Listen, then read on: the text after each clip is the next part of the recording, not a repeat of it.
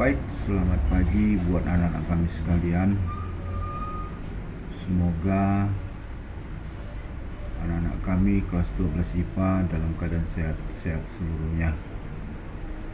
Baik, Bapak akan sampaikan materi kita mengenai statistik masih tentang ukuran pemusatan data. Nah, ini pertemuan kita yang ketiga. Sekumpulan data biasanya digambarkan dengan suatu nilai pusat, dan nilai tersebut disebut dengan ukuran pemusatan data. Ada 3 ukuran pemusatan data yang sering digunakan, yaitu min, kuartil, dan median, serta modus. Baik, mari kita pahami untuk min, rataan hitung. Rataan hitung adalah nilai yang mewakili sekumpulan data. Rata-rata sangat baik digunakan apabila sebaran data merata atau antara data yang satu dengan data yang lain tidak berbeda jauh. Nah, ini rataan hitung untuk data tunggal. Misalkan data X1, X2 sampai dengan Xn. Maka rataan hitung atau min ditentukan bahwa itu jumlah data per banyak data. X rata-rata berarti X1 tambah X2 tambah X3 tambah dan seterusnya tambah Xn bagi N. Nah, X1 data ke-1, X2 data kedua, dan N banyak data. Atau dalam notasi sigma bisa dituliskan sigma XI untuk I sama dengan 1 sampai dengan N per N. Di sigma adalah jumlah dari I itu adalah 1, 2, 3 sampai dengan N. Sedangkan N banyak data. Nah, ini contohnya, hitunglah nilai rata-rata nilai ujian siswa berikut ini. Nah, kita jumlahkan 54/9 itu sama dengan 6. Jadi nilai rata-rata ujiannya adalah 6. Nah, ini contoh untuk data tunggal. Data tunggal itu biasa yang datanya lebih kecil dari 30. Sementara untuk data yang lebih besar dari 30 biasa baiknya ditulis dalam bentuk tabel distribusi frekuensi. Nah, ini dia. Yang kedua, misalkan data nanti ada X1 mempunyai frekuensi, maka rataan hitungnya ditentukan bahwa X rata-rata X1 F1 tambah X2 F2 terus ditambah dengan Xn kali Fn bagi N. Atau dalam notasi sigma ini disimbolkan sigma XI Fi untuk I sama dengan 1 sampai dengan N bagi N. Ini contohnya nilai rata-rata ujian matematika dari 30 siswa di bawah ini. Jadi 4 ya, nilai 4 itu ada 2 orang, nilai 5 ada 4 orang, nilai 6 ada 7 orang, nilai 7 ada 10 orang, nilai 8 ada 3 orang, dan seterusnya nilai 10 ada 2 orang. Nah, dikalikan dan dibagi, maka setelah dijumlah hasilnya 22 bagi 30, atau itu sekitar 6, sekian. Nah, ini kalau dia data berkelompok. Nah, kemarin kita sudah mampu menentukan tabel distribusi frekuensi. Ada beberapa langkah yang sudah dipahami di sana.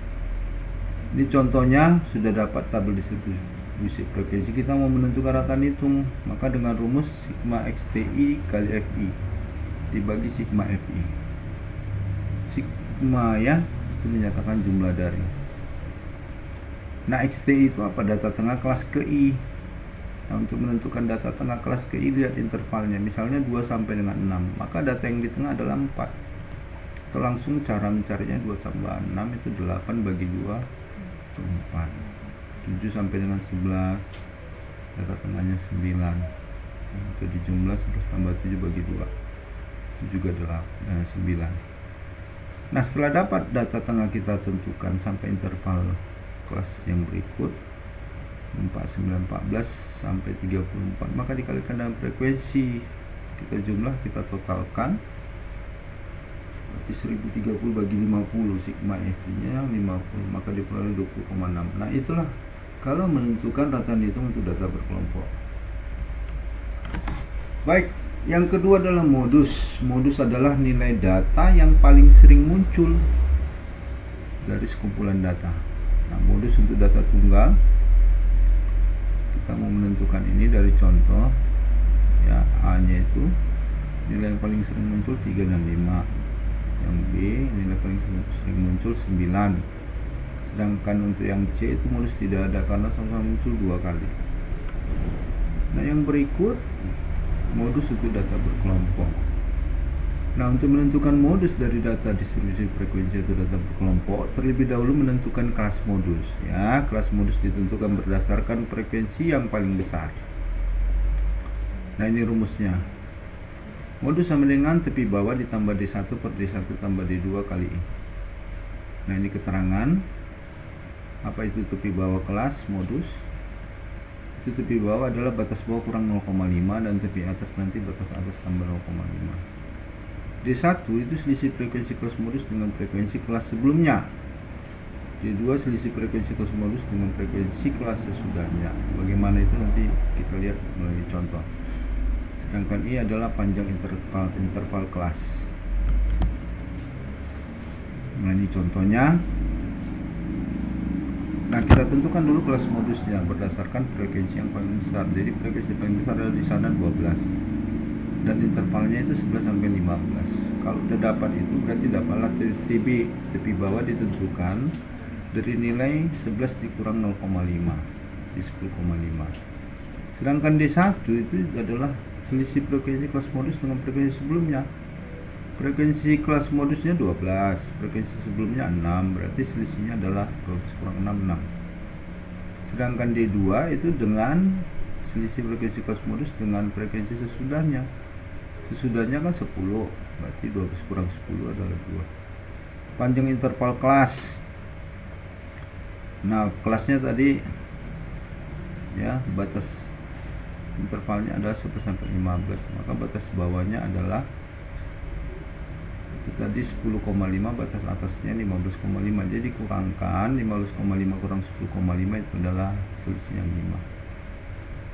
Bisa kita hitung dengan bentuk tangan pun, jadi tangan 11, 12, 13, 14, 15. Nah, berarti ada 5 ya, 5 panjang interval kelasnya. Nah, kita masukkan ke rumus. Setelah diperoleh, maka hasilnya adalah 14,25.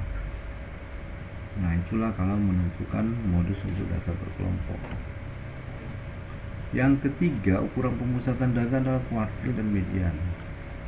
Nah, dari sekumpulan data dapat dibagi dengan 4 bagian ya. Itulah yang disebut dengan kuartil. Jadi kuartil itu membagi data dengan 4 bagian sama. Jadi kalau kita lihat data untuk Q1 25%, untuk Q2 50%, dan data Q3 75%, atau bisa disederhanakan 1/4, setengah, dan 3/4. Nah, jadi untuk menentukan Q1 data 1/4 kali N tambah 1, Q2 atau median data setengah N tambah 1, begitu Q3 data 3/4 N tambah 1. Nah, Q1 disebut dengan kuartil ke-1 atau kuartil bawah. Sedangkan kuartil kedua itu data tengah atau median. Kuartil ketiga itu adalah kuartil atas. Nah, ini kuartil untuk data tunggal, kita lihat contohnya. Nah, ada data itu dengan ganjil, dan B-nya data dengan banyak data genap. Bagaimana itu penyelesaiannya? Mari kita lihat. Jadi data harus terlebih dahulu data diurutkan ya, data terkecil sampai dengan terbesar. Nah, data sudah diurutkan, maka Q1 dapat ditentukan ya dengan data 1/4 N tambah 1. Datanya tadi banyak data, ada 7, berarti Q1 adalah data kedua. Data kedua itu adalah 4. Begitu untuk Q2, diperoleh data keempat, itulah data keempat adalah 6. Q3 diperoleh bahwa itu data 6, itu adalah 8. Jadi nilai kuartil Q1 4, Q2 6, dan Q3 8. Nah, untuk yang B, setelah data diurutkan itu banyak data 6 ya. Kalau genap juga sama, tapi diperoleh data 3/4. Apa artinya? Data 1 tambah 3/4 kali X2 kurang X1 ya. Data 1 3/4 tadi, berarti data 1 ditambah 3/4 kali X2 kurang X1. Data pertamanya adalah 2 ditambah dengan 3/4 kali data kedua 4 dikurang dengan data pertama. Nah, dapatlah Q1 nya 3,5. Untuk Q2 nya data setengah N tambah 1, data 3,5 artinya data 3 tambah setengah kali data 4 kurang data 3, maka diperolehlah 5,5. Untuk data untuk Q3, data 3/4 dikali N tambah 1, diperolehlah data 5/4. Apa artinya? Data kelima ditambah 1/4 kali data 5 kurang data 4, maka diperolehlah Q3 7,25. Begitulah menentukan kuartil Q1, Q2, Q3 untuk data berkelompok. Maaf, untuk data ya, untuk data berkelompok ya, untuk data tunggal. Nah, baik, yang berikut kuartil untuk data berkelompok. Nah, untuk menentukan kuartil Q1, Q3 terlebih dahulu menentukan kelas kuartil. Dari mana? Kelasnya Q1 data 1/4 N, Q2 data setengah N, Q3 data 3/4 N. Nah, ini rumus menentukan Q1, Q2 dan Q3 ya. TB1, TB2, TB3. TB1 tambah 1/4 N kurang F1 per F1 kali I. Apa itu TB1? Kita tulis mewakili TB1, TB2, TB3 itu adalah TBI. Tapi bawa kelas kuartil ke I, jadi I nya ganti 1 kalau 1. F nya juga begitu, FI ya. Apa itu? Jumlah frekuensi sebelum frekuensi kelas kuartil ke I. Sedangkan F kecilnya FI atau F1 nya frekuensi kelas kuartil ke I. Nah, N itu adalah sigma FI, nah, itu jumlah frekuensi, sedangkan I adalah panjang interval kelas. Nah, ini contoh yang akan kita selesaikan. Ternyata kelas kuartil untuk Q1 data 1/4 kali 35 ya, jumlahnya itu data 8,75. Kalau kita lihat 1 sampai 5 2, 6 sampai 10 ada 6, itu masih 8, ini 8,75, berarti dia kelasnya di 11 sampai dengan 15. Nah, itulah kelas kuartilnya. Begitu menentukan dari data 1/4 N untuk Q1. Nah, baru kita tentukanlah tepi bawahnya di 11 kurang 0,5, 10,5. Sedangkan F1 itu jumlah frekuensi tadi sebelum 12 kan 2 tambah 6 jumlahnya, itu 8. Sedangkan F1 frekuensinya ya 12. Nah, kita masukkan ke dalam rumusnya, maka diperoleh 10,81. Itulah untuk Q1. Nah, untuk Q2 kelasnya berarti setengah kali 35 ya, data setengah N. Nah, diperoleh 17,5. Jadi tadi adalah, kalau kita lihat frekuensi sebelumnya itu 2 tambah 6 itu 8. Kalau ditambah 12 berarti udah 20. Berarti dia itu tetap di kelasnya dengan interval 11 sampai 15. Jadi sama kelas Q1 dan kelas Q2. Tapi nilainya berbeda karena apa? Mari kita lihat penyelesaiannya. Di bawah kelasnya tetap 10,5, tapi frekuensi F2 nya itu 8 ya. Nah, itu frekuensi kelas kuartilnya 12. Nah, yang membedakan di mana? Ya setengah N nya. Kalau tadi 1/4 N. Nah, diperoleh hasilnya 14,4. Nah, untuk Q3 data 3/4 N, berarti data 26,25. Jadi kalau kita lihat tadi ya, untuk frekuensinya 26 terus 12 berarti masih 20. Nah, ditambah dengan 10 berarti 30. Berarti posisinya pas pada interval 16 sampai 20. Nah, dengan frekuensinya 10. Nah, kita masukkan ke dalam titik bawahnya nanti 16 kurang 0,5 ya. 12,5. F3 nya itu jumlah frekuensi sebelum 10, berarti 2 tambah 6 tambah 12 20. Sedangkan F3 frekuensi kelasnya itu 10, I sama dengan 5.